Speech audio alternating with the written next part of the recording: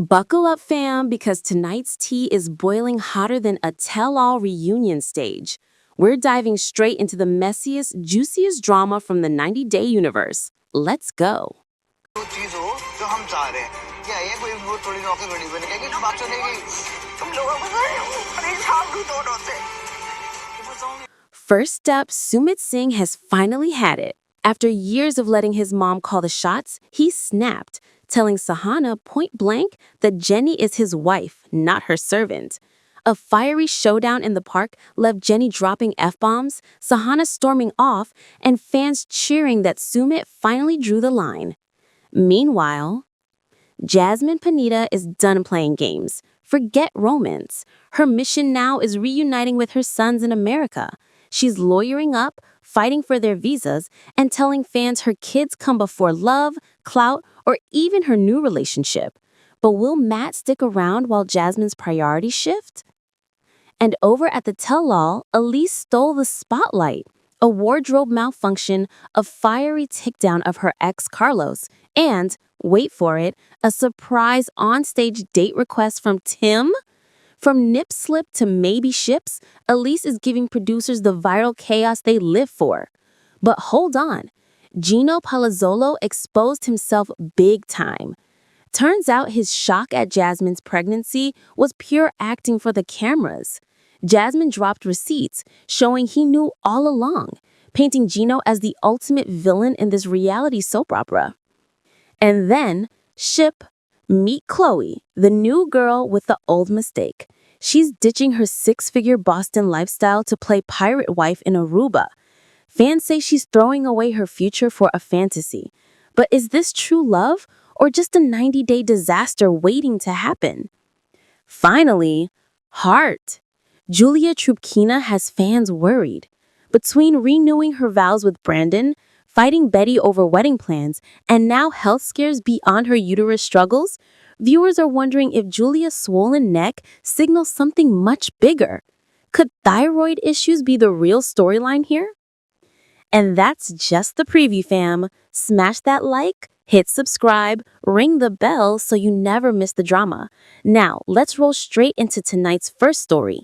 Sumit draws the line, Jenny's not your servant. Y'all, Sumit Singh finally snapped and told his mom to stop treating Jenny like a maid.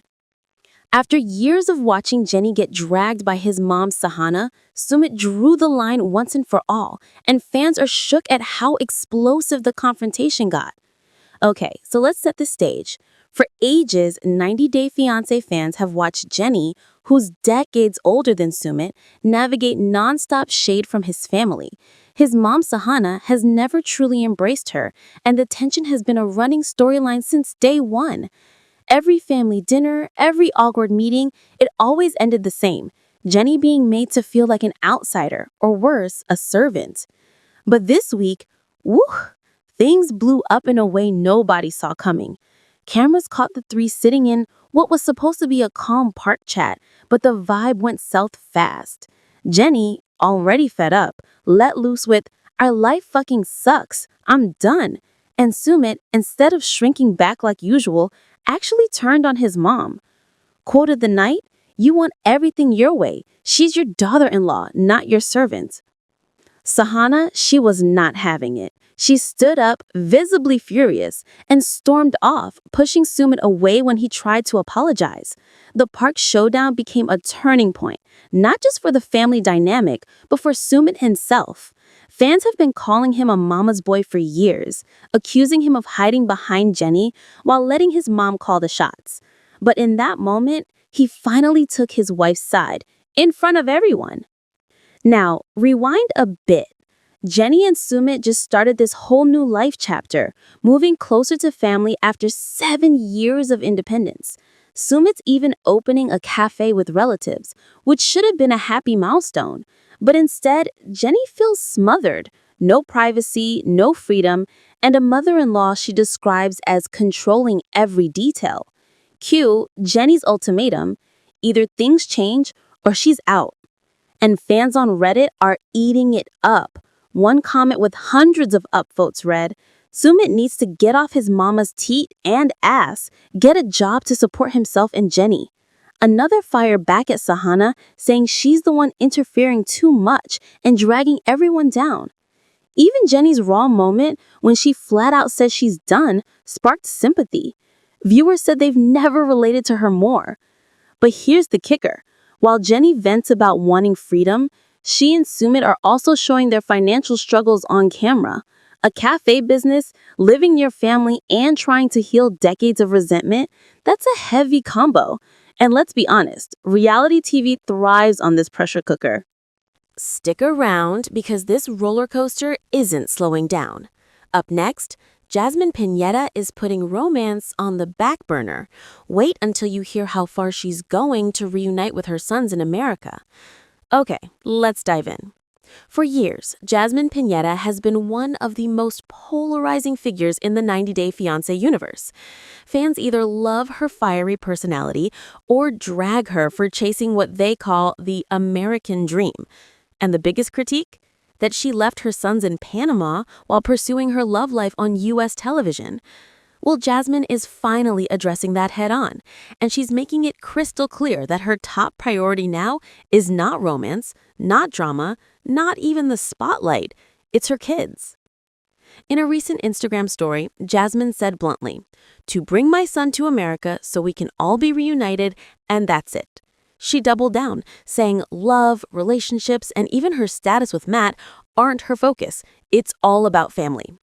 Here's the backstory. Jasmine originally wanted to bring her sons to the U.S. years ago, but Gino, in a blunder that fans still roast him for, actually botched her paperwork by forgetting to list the kids. Imagine that. Because of his mistake, the boys were left behind while Jasmine's own visa went through. Now, with her green card in hand and a new lawyer on deck, Jasmine says the process is moving forward. And she's adamant that it's not about abandonment. She's pushing back at critics who've labeled her selfish or absentee. She insists she has been working behind the scenes to fix what Gino messed up. Fans online are divided, of course. Some say it's about time. One Reddit user wrote, "If Jasmine actually pulls this off, maybe she can rewrite her story from villain to redemption arc." Others remain skeptical, saying she only changes her narrative when the cameras demand it. And here's where things get spicy. While Jasmine's focus is on her sons, fans can't help but wonder what this means for her relationship with Matt. He's been her rock since the breakup with Gino, and together they're raising baby Matilda. But with Jasmine saying romance isn't even on her radar, people are asking, will Matt feel sidelined? After all, he's poured a lot into her new life. Another layer. Jasmine's dramatic tell-all moments are still fresh in everyone's minds. From being accused of cheating to throwing a shoe at Rob Warren, viewers have seen her spiral under pressure. But now she's presenting a calmer maternal side, someone who's laser-focused on reuniting her family. Producers must be salivating at this two sides of Jasmine's storyline. The big unanswered question? How long this process will actually take? Immigration law isn't quick, and Jasmine hasn't given a firm timeline. But fans are watching closely and the speculation is endless. Some even wonder if this setup is laying the groundwork for a spinoff. Imagine Jasmine's journey from Panama to America. Don't touch that dial because the tell-all chaos is just heating up. Coming up, Elise spills on her viral nip slip, an unexpected date offer, and a fiery takedown that had fans cheering. All right, fam. If you thought the tell-all would be a snooze, think again. The finale reunion was straight-up pandemonium, and Elise, the Miami-based model and mortgage lender who joined as a newbie, stole every single headline. Let's start with the viral moment that had social media blowing up. Elise's wardrobe malfunction. Yup, the dreaded nip slip. But here's the twist. It wasn't even her fault. In an interview after the show, Elise revealed that castmate Tim lent her his jacket because she was freezing. Sweet move, right? Except when she gave it back, things slipped. Literally. Tiffany Franco, her on-again, off-again frenemy, actually gave her a heads-up mid-show, proving girl code does exist in the 90-day universe. Elise laughed it off later, saying the mishap broke the ice and broke the internet. But that was just the appetizer. When Carlos, the infamous ex she shared with Tiffany, hit the stage, things went nuclear. Remember, Carlos had been caught sending shady texts, trash-talking both Elise and Tiffany, plus even some of his own friends. Elise did not hold back. In a tirade that fans are already calling iconic, she unloaded, "I was there for him for a whole year, and to find out he was talking trash behind my back? That's just not something you do." And while most tell-all fights fizzle out, Elise's rant kept the energy sky high. She called out Carlos for betraying relationships, trashing people he was close to, and basically proving he was the season's ultimate villain. Fans in the live chat were literally typing, "Give Elise her own spin-off already." But then, plot twist. Just as viewers were catching their breath, Tim, yes, the same Tim who loaned her his jacket, dropped a bombshell. In front of everyone, he asked Elise out on a date. On air. Cue double gasp from the cast and audience. Elise, clearly caught off guard, laughed it off and later clarified nothing happened once cameras stopped rolling. But let's be real, the chemistry was there, and fans are already spinning theories about whether this jacket moment was the start of something bigger. Meanwhile, Carlos hasn't exactly gone away quietly. Elise revealed he's been trying to reach out to her in the months since, apparently hoping to patch things up. But Elise says she's not for it. Translation, that bridge is burned, baby. And honestly, fans are loving how unbothered she is. Keep it locked because the drama is far from over. Up next, Gino's big shock moment gets ripped to shreds. Was his reaction to Jasmine's pregnancy totally fake? Wait until you see the receipts. Let's rewind. The tell-all was supposed to be Jasmine's ultimate reckoning, accused of cheating, blindsiding Gino with the baby that wasn't his, and becoming the target of brutal criticism. Gino gasped, played the victim, and even accused Jasmine of hiding everything. The audience gasped with him, thinking we were watching the moment his marriage shattered live on stage. But now, the script has flipped. Jasmine herself is spilling that the entire shocked husband bit was staged. On social media, she revealed Gino knew about her pregnancy well before the tell-all. According to Jasmine, she told him directly after they had already separated and while he was openly in a committed relationship with another woman named Natalie. That's right, Gino had moved on, declared he didn't love Jasmine anymore, and still pulled a stunned performance for the cameras. And it gets messier. Jasmine says Gino even threatened her legally, telling her he'd report her to immigration if she didn't divorce him without claiming money. Remember, there was no prenup. That means Jasmine could have gone after alimony or even a cut of his TV earnings. But instead, Gino allegedly played hardball, dangling her immigration status like a weapon. So why fake the shock? Fans think Gino was desperate for a storyline. Without that jaw-dropping, "What? You're pregnant?" reaction, his arc collapses into bitter ex who already moved on. And let's be real, 90-Day producers thrive on gasp-worthy moments. Jasmine also clarified the timeline.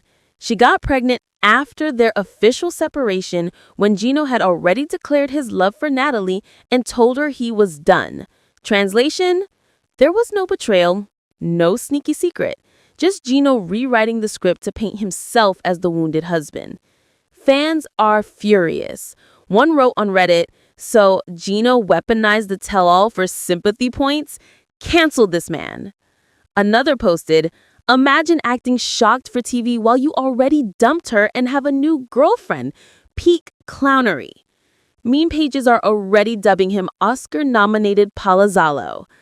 And if that wasn't enough, Jasmine's tell-all night also saw her lashing out at Rob Warren, even hurling a shoe in pure frustration. The whole stage descended into chaos. But now, fans are rewatching those moments with fresh eyes, realizing Jasmine was painted as the villain while Gino pulled the strings. Stick around because this next one is wild. A brand new star is throwing away her cushy six-figure job and perfect life in America to run off with a pirate in Aruba. Yep, you heard that right. Khloe's story is next. All right, fam, let's unpack this madness. Khloe, just 23 years old, was living the high life in America. We're talking a cushy six-figure income, family stability, and all the luxuries of a picture-perfect Boston lifestyle. But then came a girl's trip to Aruba, and everything flipped upside down. Enter Johnny. Not Johnny from accounting, not Johnny from Tinder, Johnny the pirate, literally. Khloe met him as a guide during her vacation, and sparks flew so fast you could practically see the producer's contracts floating through the air. Within weeks, she was smitten enough to start plotting a full relocation to Aruba, leaving behind her home, her career, and her worried family. Her mom even confronted her on camera, asking point blank why she'd throw away everything for a man she barely knows. Khloe's answer? Because Johnny is handsome and adventurous. That's it. Fans immediately took to Reddit, dragging Khloe as a 23-year-old with no brain cells and calling her decision the ultimate hack to ruin your own life. Now, here's where it gets even more dramatic. Johnny isn't just some mysterious island romance. His entire vibe is pirate-coded. He lives that rough around the edges lifestyle that's more bar crawl than boardroom. And fans are already predicting Khloe will end up heartbroken, broke, or worse. One particularly savage Reddit comment warned she'd end up with an STD because he looks nasty. Ouch. But not everyone is slamming her. Some viewers actually admitted they relate, saying in their 20s they too would have risked it all for a wild adventure. One fan wrote, "She's young enough to bounce back if it flops. Better now than at 40. Another pointed out that deep down, Khloe might know she can always return to the States if things fall apart. Critics, however, aren't convinced she's in it for the long haul. They've noticed she hasn't really done her homework on Aruba, the culture, the economy, or even Johnny's actual life situation. She fell headfirst into the fantasy, not the reality. One viewer bluntly called it a one-way ticket to boredom, then disaster. And that's the big question the fandom can't stop debating. Is this a fairy tale love story about chasing passion across oceans, or a cautionary tale about throwing away a good thing for an illusion? TLC producers are probably thrilled either way, because whether Khloe ends up happy or crying in the confessional, the ratings will be golden. And just when you think the drama couldn't get heavier, think again. Up next, Julia Troopkin's health battle takes center stage. Fans are buzzing that it's not just about her uterus, but something even more serious. All right, fam, let's break this down. Julia and Brendan have been through it all. Long-distance hurdles, cultural clashes, and those unforgettable mother-in-law showdowns with Betty. So when they finally renewed their vows in Miami Beach, it was supposed to be their happy do-over. Remember, their first wedding happened during the pandemic, and Julia's parents couldn't even attend. This time, her mom and dad flew in from Russia, and Julia was visibly emotional walking down the aisle with them by her side. She was in tears, Brandon was glowing, and for one brief moment, it looked like the couple had their fairy tale ending. But then came the fan chatter. A Reddit thread lit up when viewers noticed something off in the footage. Julia's neck looked swollen. Fans started speculating about a possible goiter or thyroid condition. One commenter asked, "Did she confirm thyroid before? Because I only knew about her uterus issues." Another chimed in, "That neck lunk doesn't look right at all." Suddenly, Julia's health became the headline, overshadowing the wedding bliss. And here's why fans are so tuned in. Julia's already been open about reproductive struggles. She previously revealed she had a uterine polyp and underwent painful tests that terrified her. She even admitted she never heard about the condition from her Russian doctors, so the diagnosis blindsided her in America. Brandon has stood by her through it all, comforting her in those tough dynamic with Betty. But with this Even new at the concern, vow renewal, people are Betty scared stirred it's the more pot by serious pushing than her TLC is B-plan showing agenda, literally reminding Julia that Miami weddings risk bad weather. Fans say Julia snapped back too harshly, but others insist Betty has always undermined her. So now Julia's in this whirlwind, battling speculation about her health, defending her relationship against in-law shade, and still trying to celebrate her second wedding with Brandon. And fans are divided. Some are deeply concerned for her health, urging her to get checked immediately. Others, more cynical, wonder if TLC is leaning into medical drama to extend her storyline. One Reddit user said bluntly, "Julia looks genuinely sick. This isn't just fan paranoia." Another speculated, could she actually be pregnant? The swollen neck, the mood swings, TLC is hiding something. Yep, the pregnancy rumors are swirling again, with people tying her past uterine struggles to new speculation about miracle fertility or hidden baby news. At the end of the day, Julia herself hasn't confirmed anything, but the combination of vow renewal tears, health worries, and ongoing family drama has fans hooked and bracing for what might be revealed in upcoming episodes.